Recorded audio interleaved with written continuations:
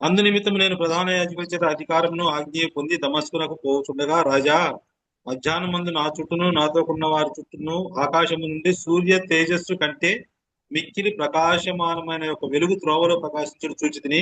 మేమందరమును నేల పడినప్పుడు, సౌలా సౌలా నన్ను ఎందుకు హింసిస్తున్నావు, మునికొరలకు ఎదురు తనట నీకు కష్టమని హెబ్రీ భాషలో ఒక స్వరము నాతో పలుకుట వింటిని.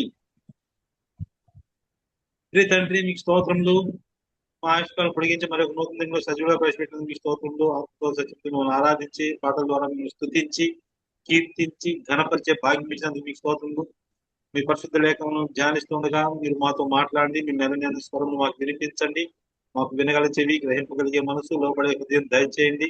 ఈ ధర్మశాస్త్రంలోని ఆశ్చర్యమైన సంగతులు చూసినట్లుగా మా కనులు తెరవండి. దేవా, ఆయన ఆయన ప్రతి ఉదయమున నాకు వినుబుద్ధి పుట్టిస్తున్నాడు అని రాబడినట్టుగా ఆయన నాకు వినగల చెవి దయచేయండి. మీరే మహిమ కృతజ్ఞతాస్తులు చెల్లించుకుంటాం. యేసుక్రీస్తు పరిశుద్ధ నామములో స్తుతించి ప్రార్థించుకుంటున్నాము తండ్రి. ఆమేన్. ఆమేన్. ఆమేన్. ఇప్పుడు మనం నిన్న 12వ వచనంలో, అందు నిమిత్తం నేను ప్రధాన యాజకుల చేత అధికారమును ఆజ్ఞ పొంది దమస్కునకు పోవచ్చుండగా, అనగా తానున్న ప్రదేశంలో కాకుండా మిగతా ప్రాంతాల్లో కూడా దేవుని యొక్క సంఘమును, అనగా జీవము కలిగిన దేవుని బిడ్డలను హింసించడానికి, నాశనం చేయడానికి కంకణం కట్టుకొని భూమి మీద ఆయన పేరు వినపడకుండా తుడిచివేయబడటం కోసం ఎన్నో ప్రయత్నాలు చేస్తున్నటువంటి పౌలు, అదే తనకు ప్రాణాధారం అని ఎంచుకున్నటువంటి పౌలు దమస్కు మార్గంలో పోతుంటే, రాజా, మధ్యాహ్నమందు నా చుట్టూను నాతో కూడా ఉన్న వారి చుట్టూను ఆకాశము నుండి సూర్య తేజస్సు కంటే మిక్కిలి ప్రకాశమానమైన ఒక వెలుగు త్రోవలో ప్రకాశించడం చూచింది. ఫస్ట్, మొదటిగా గొప్ప వెలుగును చూశాడు. గొప్ప వెలుగును చూశాడు. ఈ ఈ ఈ వెలుగే తన యొక్క జీవితంలో గొప్ప మార్పును తీసుకొచ్చింది.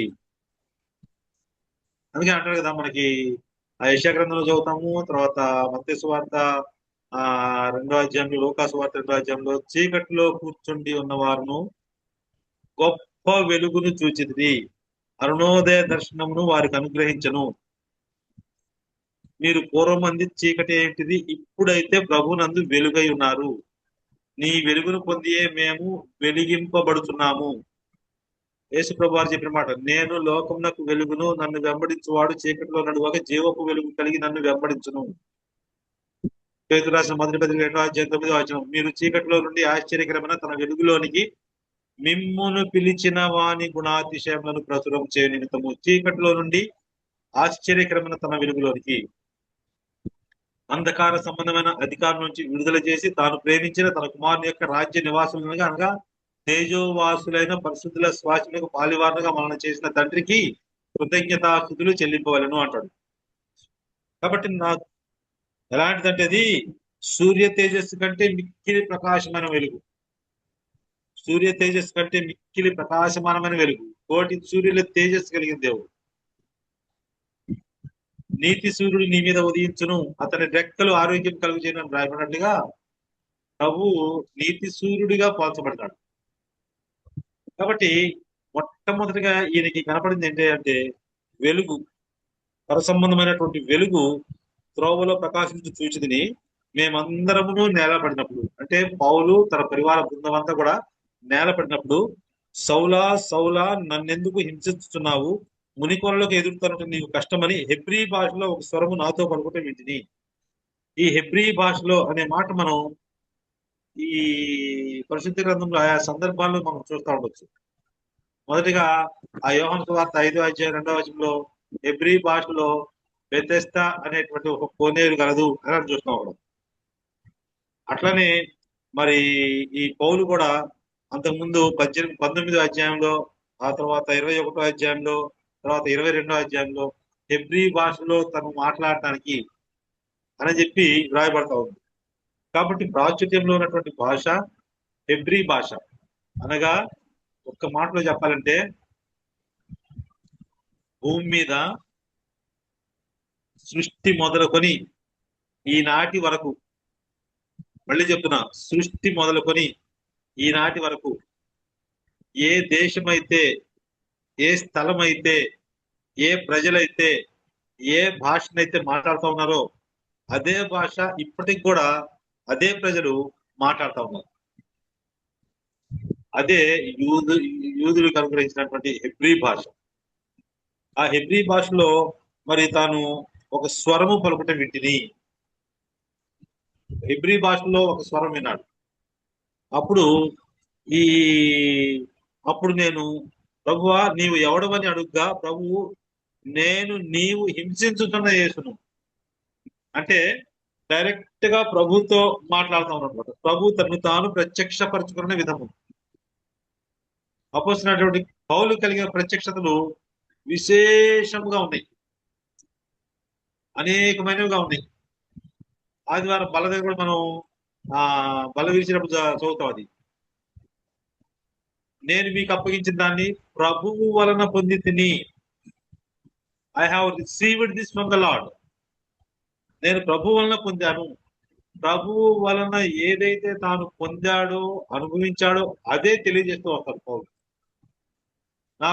నాకు కలిగిన ప్రత్యక్షతలు బహు విశేషముగా ఉన్నందున నేను అత్యధికముగా హెచ్చిపోక నిమిత్తము నన్ను నలగగొట్టుటకు నా శరీరం ముందు సాతాను యొక్క దోతగా ఉంచబడెను. ఇప్పుడు మనం ఇది ఎన్నోసారి మనం పౌలు గారి సాక్ష్యం వింటూ ఎన్నోసారి ఇది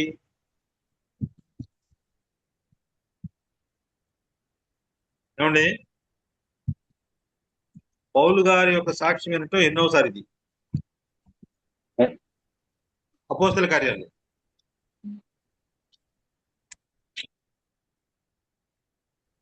ఫస్ట్ సారి ఏమో 9వ అధ్యాయంలో చూడండి, అక్కడ ఒక మాట చదువుతాను. 9వ అధ్యాయము 7వ వచనం. అతనితో ప్రయాణము చేసిన మనుషులు ఆ స్వరము వినిరి గాని ఎవరిని చూడక మౌనులై నిలువబడిది. బాగా గుర్తుపెట్టుకోండి ఈ మాట. అతనితో ప్రయాణం చేసిన మనుషులు ఆ స్వరము వినిరి గాని సో స్వరం విన్నారు కానీ ఎవరిని చూడక మౌనులై నిలవబడి ఉంది. అట్లానే 22వ అధ్యాయంలోకి రండి. 22వ అధ్యాయము 9వ వచనం చూద్దాం. ఇందాకేమో 9వ అధ్యాయము 7వ వచనం చూసాము. ఆ స్వరము వినిరి గాని అని ఉంది. ఇక్కడ 22వ అధ్యాయం 9వ వచనంలోకి వచ్చేసరికి చూడండి, నాతో కూడా ఉన్నవారు ఆ వెలుగును చూచిరి గాని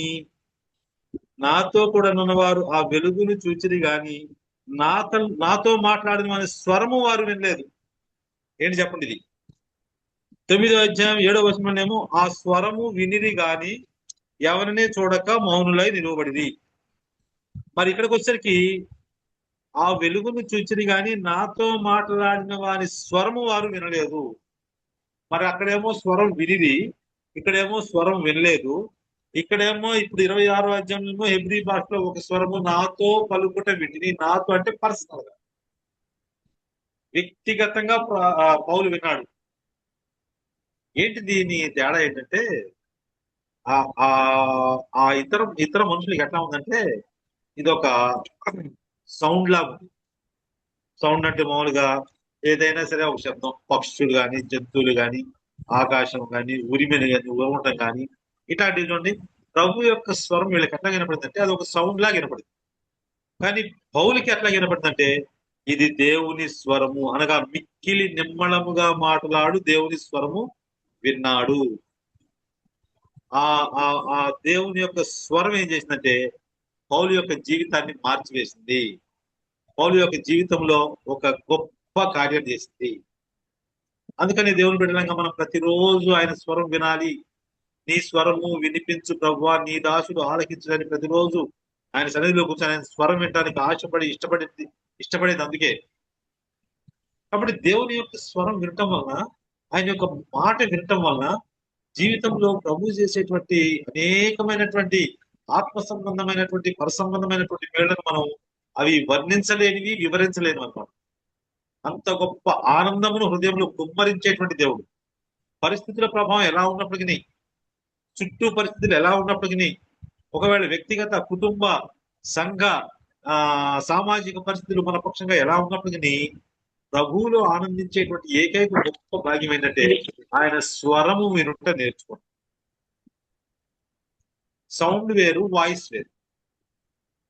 కాబట్టి ఇక్కడ ఈ పౌలు యొక్క జీవితంలో ప్రభు యొక్క స్వరాన్ని విన్నాడు. విని, ప్రభువా నీవెవడు అంటే, నేను నీవు హింసించుచున్న యేసును. నేను నీవు హింసించుచున్న యేసు. బా ఎంత ఆ డీవియేషన్ గా ఉందో చూడండి. అంటే ఎంత అభి ఆ, అసలు వ్యత్యాసంగా ఉందో చూడండి, ఎంత వ్యతిరేకంగా ఉందో చూడండి. ప్రభు నీవెవడు అని అంటే, ఆ నువ్వు కంకణం కట్టుకున్నావే, ఏమని నా పేరు లేకుండా తుడిచేయాలి. నన్ను నా జీవం కలిగినటువంటి దేవుడి సంఘాన్ని, విశ్వాసుని, దేవుని ప్రజల్ని భూమి మీద లేకుండా తుడిచిపెట్టాలని, ఆయన పేరు వినకుండా చేయాలని ధర్మశాస్త్రం యొక్క నిష్ఠాగరిష్ఠుడై పరిచయలు తెగకు చెందిన వాడివై నువ్వు హింసిస్తున్నావు చూడు. ఆ హింసిస్తున్న యేసును. ఇంకా ఈ మాట చెప్పండి ఎవరికన్నా గుర్తుంటే. నీవు నేను అంటే నేను అని ప్రభు చెప్తున్నాడు. నేను నీవు హింసిస్తున్న యేసును. ఇలాంటి మాట ఇంకోటి ఎక్కడంటే సిలువ మీద.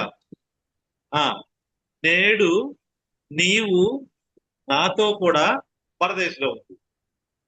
ఇక్కడేమో నేను నీవు హింసించుతున్న యేసును. నీవు నన్ను హింసిస్తున్నావు చూడు, నీవు హింసించుతున్న యేసు. అక్కడేమో నేడు నీవు నాతో కూడా పరదేశంలో ఉంటువు అని ఒక దొంగతో, సిలువ వేయబడినటువంటి ప్రభు పక్కన కుడి చేతి వైపు ఉన్న దొంగతో ప్రభు చెప్పినటువంటి మాట ఉన్నది. కాబట్టి ప్రభు మనల్ని తనతో ఐక్యపరచుకుంటూ ఉన్నాడు అన్నమాట.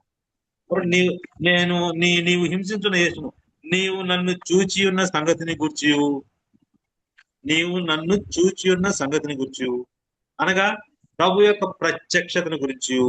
రెండవది, నేను నీకు కనబడబో సంగతిని గుర్చి. ఇదేంటి? ఇప్పుడేమో నేను నిన్ను చూచిన సంగతిని గుర్చి అన్నాడు.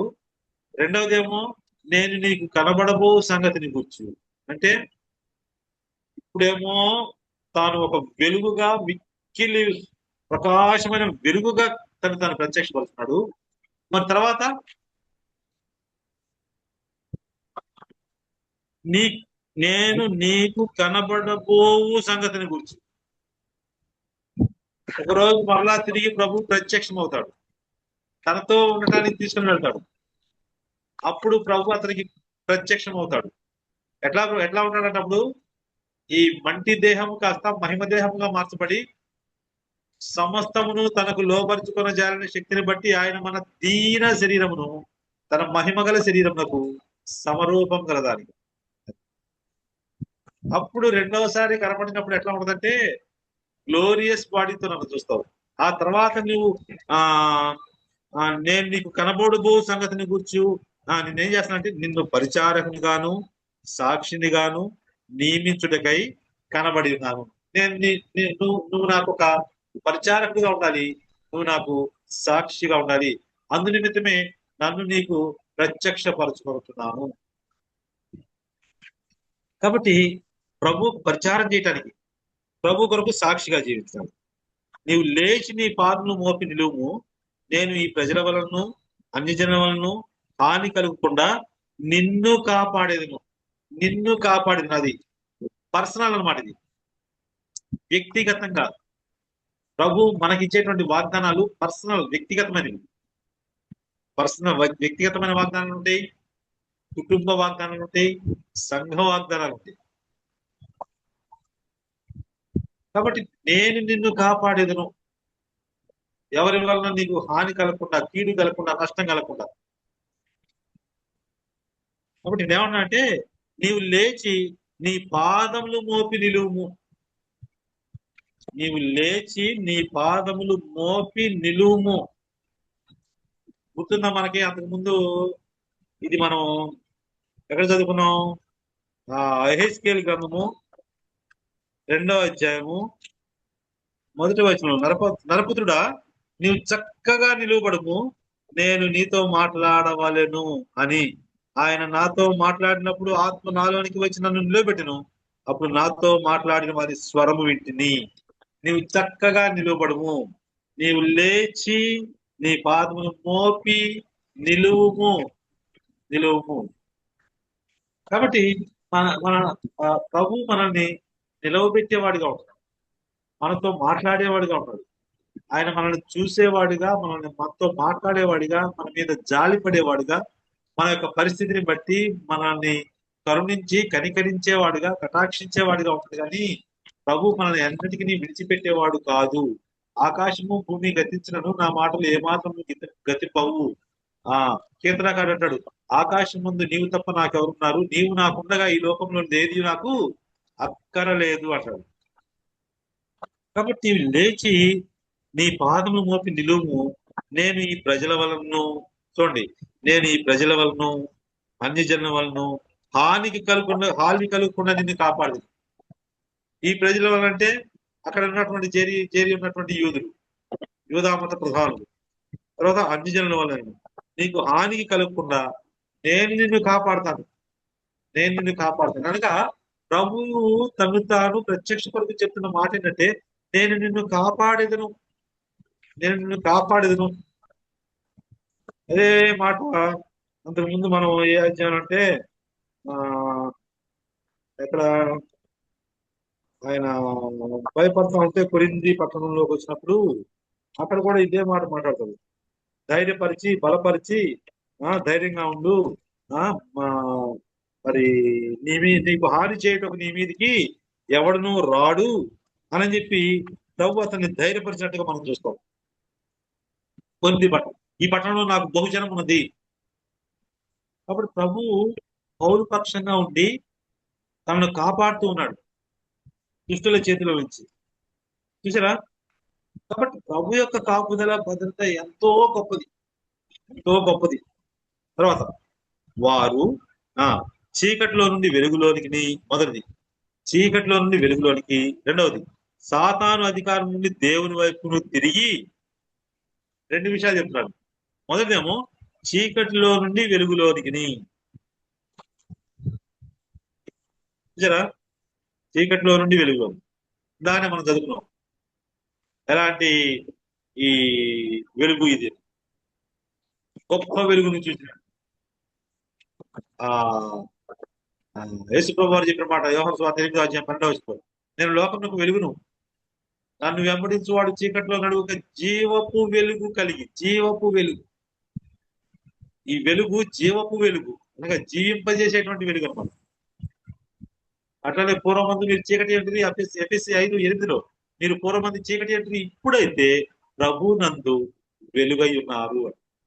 అట్లానే తెస్సలోనికీయులకు రాసిన మొదటి పత్రిక 5వ అధ్యాయం 5వ వచనంలో కూడా మనము చీకటి వారము కాక, రాత్రి వారము కాక వెలుగు సంబంధులపై ఉన్నాము అంటారు. ఇక ఆదివారం మనం ప్రతి ఆదివారం చదువుతాం, చీకటిలో ఉంటే ఆశ్చర్యకరమైన తన వెలుగులో అంధకార సంబంధమైన అధికారం నుంచి విడుదల చేశారు. కాబట్టి చీకటిలో నుండి వెలుగులోనికి, రెండవది సాతాను అధికారం నుండి దేవుని వైపు తిరిగి.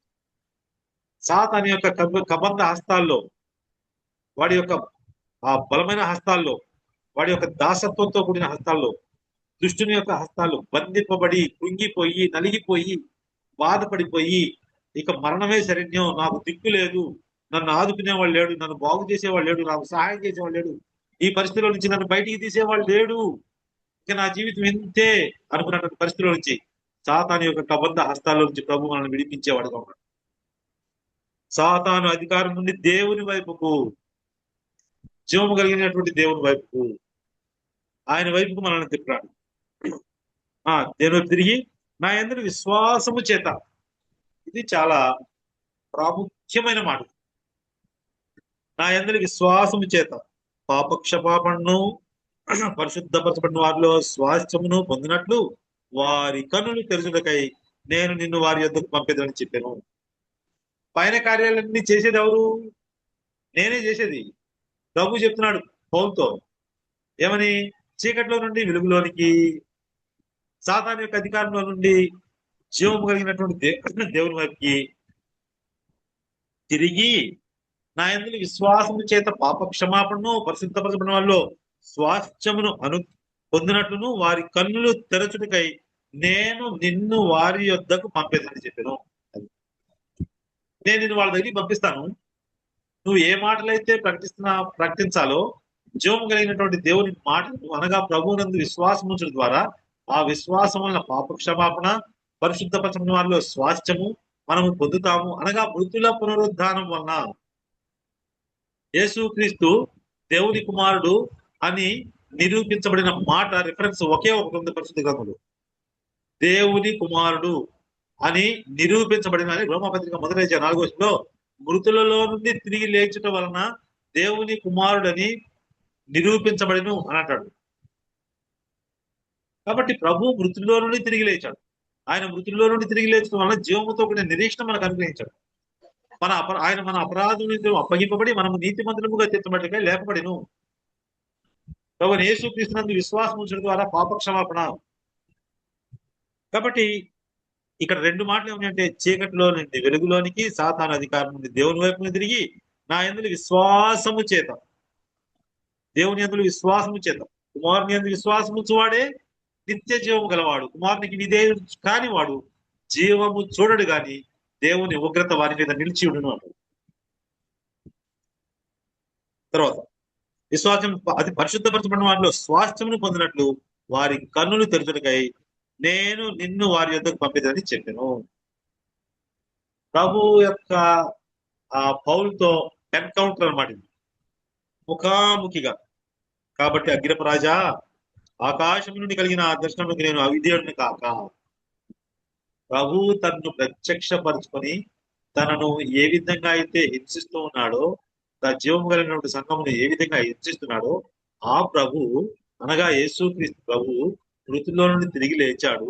ఆయన సజీవుడు, ఆయన మాట్లాడే దేవుడు, కనిపించే దేవుడు, వినిపించే దేవుడు, ఆయన జీవము కలిగిన దేవుడని తన హృదయంలో ఎప్పుడైతే విశ్వాసం కలిగిందో, ఆ విశ్వాసమును బట్టి ప్రభు అతనికి అనుగ్రహించినటువంటి ప్రత్యక్షతకు ఇక తన జీవిత కాలంలో ఎన్నడూ కూడా అవిధేయుడు కాదు, ఎన్నడూ కూడా అవిధేయుడు కాదు. అందుకనే నాగటి మీద చేయి వేసి వెనుకకు తిరుగువాడు నాకు పాత్రుడు కాడు అంట. కాబట్టి మనం వెనక తీసే వరంగా కాకుండా ఆత్మ వలన ముందుకు సాగే వరంగా ఉండాలి. ఇశ్రాయేల్ ప్రజల యొక్క ప్రయాణంలో ఎర్ర సముద్రం అడ్డంగా వచ్చింది, వెనక ఫరో సైన్యం జరుగుతుంది, మధ్యలో నిలబడిపోయారు. ఏం చేయాలో అర్థం కాని పరిస్థితిలో చెప్తున్న మాట ఏంటంటే, సాగిపోవుడి అంటాడు ప్రభు. ఎలా సాగిపోవాలి? కష్ట సాధ్యమే కదా. ముందు సముద్రం, వెనక ఫరో సైన్యం. ఏ విధంగా అడిగేయాలి ముందుకి? ఆశ్చర్యకరంగా వారి ఎదుట ప్రభు మార్గసిద్ధి. కాబట్టి నీ ఎదుట నా ఎదుట కూడా మనకి అవరోధాలుగా, మరి కష్టాలుగా, లేదా పెద్ద కొండలుగా, ఎత్తుగా ఉన్న వాటిని ప్రభు వాటిని మార్గాలుగా చేసేవాడు. కొండలన్నింటినీ, మెటలన్నింటినీ తొలగించేవాడు, మార్గం సరళం చేసేవాడు. ఇదిగో ఇదే త్రోవ, దీనిలో నడువుడి అని సెలవిచ్చేదేవాడు.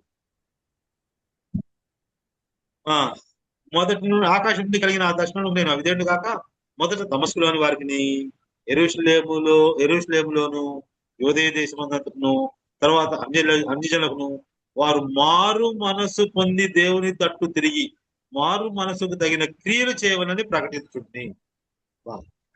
మారు మనసు పొంది, మొట్టమొదటి దేవుని తట్టు తిరిగి, మారు మనసు పొంది దేవుని తట్టు తిరిగి మారు మనసుకు తగిన క్రియలు చేయవలని. ఏ క్రియలు ఇవి? దేవుడు ముందుగా సిద్ధపరిచిన సత్క్రియలు చేయుటకై అంటాడు. మారు మనసుకు తగిన ఫలము ఫలించుడి అంటాడు మత్తయి సువార్త 3వ అధ్యాయం. కాబట్టి మారు మనసు పొంది దేవుని తట్టు తిరిగి మారు మనసుకు తగిన క్రియలు చేయవలని ప్రకటించుచుంటిని. కాబట్టి నా యొక్క ప్రకటన అంతా ఏంటంటే, ప్రభువైన యేసుక్రీస్తునందు అనగా ఆయన మరణ భూస్థాపన పునరుద్ధానందు ఆయన మృతుల్లో నుండి తిరిగి లేచాడు. ఆయన సజీవుడైనటువంటి దేవుడిని నేను ప్రకటిస్తూ ఉన్నాను. ఆయన ప్రకటించడాన్ని బట్టే, అందుకని అంటాడు, ఈ హేతువు చేత యూదుడు దేవాలయంలో నన్ను పట్టుకొని చంపుటకు ప్రయత్నం చేసింది. నేను దీన్ని ప్రకటిస్తున్నాను, జీవం కలిగినటువంటి దేవుడు ప్రకటిస్తున్నాను. ఎవరా దేవుడు అంటే, చీకటిలో నుండి వెలుగులోనికి తీసుకుని వచ్చేవాడు, అంధకారంలో నుండి వెలుగులోనికి తీసుకుని వచ్చేవాడు, సాతాను యొక్క అధికారం నుంచి విడుదల చేసి జీవం కలిగినటువంటి దేవుని వైపు తిరిగేటట్టుగా చేసేవాడు, నిత్య జీవనకు వారసులుగా చేసేవాడు, పరలోకంలో దేవుని ప్రజలతో స్వాస్థ్యం అనుగ్రహించేటువంటి గొప్ప భాగ్యం ఇచ్చేవాడు. కాబట్టి నేను ఆయనను ప్రకటించడాన్ని బట్టి ఈ హేతువు చేత యూదులు దేవాలయంలో నన్ను పట్టుకొని చంపుటకు ప్రయత్నం చేసి, ఇదండి కారణం. నన్ను చంపుదాం అనుకుంటుంది, నన్ను భూమి మీద లేకుండా తుడిచిపెడతాం అనుకున్న కారణం ఇది. అయినను నేను దేవుని వలననైన సహాయం పొంది నేటి వరకు నిలిచుంటుంది. ఎంత గొప్ప మాట చూడండి. ఇది మన ప్రతి ఒక్కరి జీవితంలో ఇది మన హృదయంలో భద్రం చేసుకోవాలి. ఏంటంటది, నేను దేవుని వలన సహాయం పొంది నేటి వరకు నిలిచుంటిని. పౌలు ఆ నేనేమై ఉన్నానో అది దేవుని కృప వలనే అయి ఉన్నాను అంటారు. కాబట్టి దేవుని వలన సహాయం పొంది ఈనాటి వరకు నీవు నేను భూమి మీద సజీవులుగా నిలిచి ఉన్నామంటే దేవుని యొక్క అపారమైనటువంటి ఆశ్చర్యకరమైన సహాయంతో మనల్ని ప్రభు నిలబెట్టి ఉంచాడు. క్రీస్తు శ్రమపడి మృతుల పునరుద్ధానం పొందు వారిలో మొదటి వాడవుడి చేత ఈ ప్రజలకును అన్యజనులను వెలుగు ప్రచురింపబోనని ప్రవక్తలను మోషేయు ముందుగా చెప్పినవి కాక మరి ఏమీ చెప్పక అల్పులకును గనులకును సాక్ష్యం ఇచ్చుచుంటిని. కాబట్టి ఎంత విస్తారమైనటువంటి వర్తమానం ఉందంటే ఈ కొద్ది మాటల్లో చదువుకొని మనం ధ్యానం చేయాలి. కానీ ఒక్కొక్కళ్ళు కూర్చొని ఒక్కొక్క మాట తీసుకొని దాని మీద మనం కొన్ని కొన్ని ఆ వీటి మీద రాయబడినటువంటి గ్రంథాలు అయితే అనేకమైనవి ఉన్నాయి చూసారా. కాబట్టి ఆయనను నేను దేవుని వలన సహాయం పొంది నేటి వరకు నిల్చుండి క్రీస్తు శ్రమపడి మృతుల పునరుద్ధానం పొందువారు మొదటి వాడగుడి చేత. అంటే ఆ అపోస్తల కార్యంగా అదే కొరింథీయులకు రాసిన ఆ మొదటి పత్రిక 15 చెప్పారు, ప్రథమ ఫలము క్రీస్తు అనగా మృతిలో నుండి తిరిగి లేచుట్లో ఆది సంబుద్ధిగా తిరిగి లేచాడు ప్రభు. ఆయన ఎందుకు విశ్వాసం ఇచ్చిన వారు కూడా మృతుల్లో నుండి లేపుటకు సమర్థుడు. క్రీస్తు చేసినందు సజీవులుగా చేసేటువంటి వాడు. తర్వాత ఆ క్రీస్తు శ్రమపడి మృతిలో పొందిన వారిలో మొదటి వాడు అవును చేత ఈ ప్రజలకును అన్య జనులకును వెలుగు ప్రసరింపబోనని. చూడండి, ఈ ప్రజలకు అలాగే ఇక్కడున్న వారికి అన్య జనులకి అందరికీ కూడా వెలుగు ప్రచురింపబోనని ప్రవక్తలను మోషేయు ముందుగా చెప్పినవి కాక మరి ఏమీ చెప్పక అల్పులకును గనులకును నేను సాక్ష్యం ఇచ్చుచుంటిని. అనగా నా ప్రభువుని గురించి నేను సాక్ష్యం ఇస్తున్నానండి. ఆయన ఆ దమస్కు మార్గంలో నాతో మాట్లాడాడు, నాకు కనిపించాడు, నాకు వినిపించాడు. ఆయన స్వరం నేను విన్నాను, ఆయన ముఖము నేను విన్నాను, చూశాను. కాబట్టి అప్పటి నుంచి నా జీవితంలో ప్రభు గొప్ప మార్పును తీసుకొచ్చాడు. ఆ అననీయ చేత బాప్తిసం పొందిన వరకొని మరి 3 రోజులు ఉపవాసం ఉండి మరి ప్రార్థన చేయగా దేవుడు నాకు అనుగ్రహించినటువంటి ప్రత్యక్షత. కాబట్టి నేను దీనిని గురించి చెప్పకుండా మౌనంగా ఉండలేనని చెప్పి అగ్నిపరాజా అని అగ్నిపరాజును కూడా తన సాక్ష్యం చేత ఒప్పించడానికి ప్రయత్నించారు.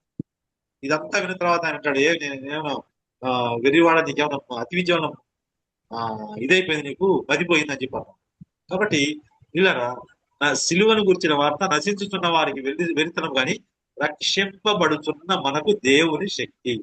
ప్రభు నా పాపముల కొరకు సిలువలో తన ప్రాణంను దారపోసి తన రక్తంను కార్చి మరణించి సమాధి చేయబడి 3వ దినం సమాధిని చేయించి తిరిగి లేచి మేఘంలో పరలోకానికి వెళ్ళి తండ్రి కుడిపార్శ్వం కూర్చొని మన కొరకు స్థలం సిద్ధం చేసి తానుండే స్థలంలో మనం కూడా మరలా వచ్చి తనతో కూడా ఉండటానికి మనం తీసుకుని వెళ్ళబోతున్నటువంటి మన ప్రధాన యాజకుడైనటువంటి యేసు క్రీస్తు ప్రభువాన్ని హృదయమారా మనసారా అంగీకరించడంగా చేర్చుకోవటం మాత్రమే కాక ఆయన గురించి ప్రచురించి సాక్ష్యం ఇచ్చేవారిగా ప్రభు నిన్ను నన్ను ఈ బ్రతికి ఉన్న ఈ కొద్ది కాలమైనా సరే ప్రభు కొరకు సాక్షులంగా మనం జీవించినట్లుగా ప్రభు తన విశేషమైన కృపను ఆత్మ సహాయం నీకు నాకు సమృద్ధిగా అనుగ్రహించి మన యొక్క ఆయుష్ కాలమును పొడిగించి కాపాడును గాక. ఆమేన్.